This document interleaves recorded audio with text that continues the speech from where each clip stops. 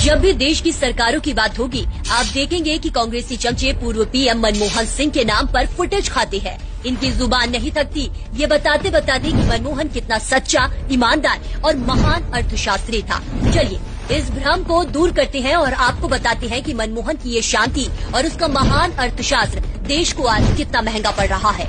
बात है 1991 की। कांग्रेसी सत्ता की बेतहाशा लूट से त्रस्त हमारा देश आर्थिक संकटों से जूझ रहा था। तब इसी अर्थशास्त्री मनमोहन ने वित्त मंत्री रहते हुए 40 करोड़ डॉलर के एवज में 47,000 किलो अर्थात 47 टन देश का सोना गिरवी रख दिया। उसके बाद जो बजट इसने पेश किया उसमें इस महान अर्थशास्त्री ने राजीव गांधी फाउंडेशन को 100 करोड़ रुपए देने का ऐलान किया। यही नहीं, जरूरत पड़ने पर और 250 करोड़ देने का भी ऐलान किया था। ऐसे वक्त में जब सोना गिरवी रखकर देश चलाने की नौबत थी, तब मनमोहन क्या देश के अरबों रुपए गांधी परिवार के फाउंडेशन को दे रहा था? क्या इसका जवाब किसी चमचे के पास है? 1991 के 100 करोड़ रुपए की आज क्या वैल्यू है, ये आप खुद भी समझ सकते हैं। इस अर्थशास्त्री की महानता के और कई किस्से हैं। मनमोहन 10 साल देश का पीएम रहा और इसकी सरकार में 3 साल तक महंगाई दर 10% से ऊपर थी।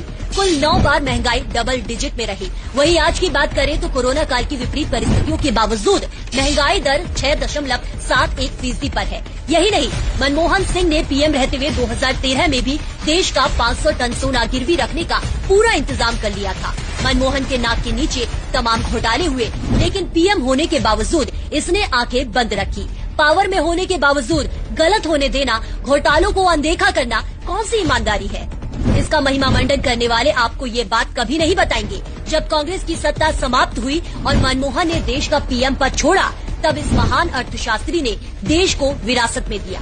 एक बदहाल अर्थव्यवस्था, बेतहाशा महंगाई का दौर और विदेशी कर्ज के साथ हजारों करोड़ के ऑयल बॉन्ड की देनदारी। अंत में आप जब भी मनमोहन को याद करो, एक बात याद रखना, चमचों के इसी महान अर्थशास्त्री ने अपनी और कांग्रेस की लाज बचाने को कहा था। महंगाई बढ़ती समृद्धि का संकेत है।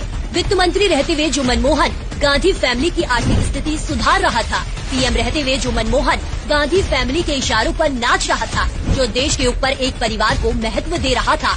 समझ नहीं आता ऐसे मनमोहन को किस मुंह से महान अर्थशास्त्री और प्रधानमंत्री बताया जाता है।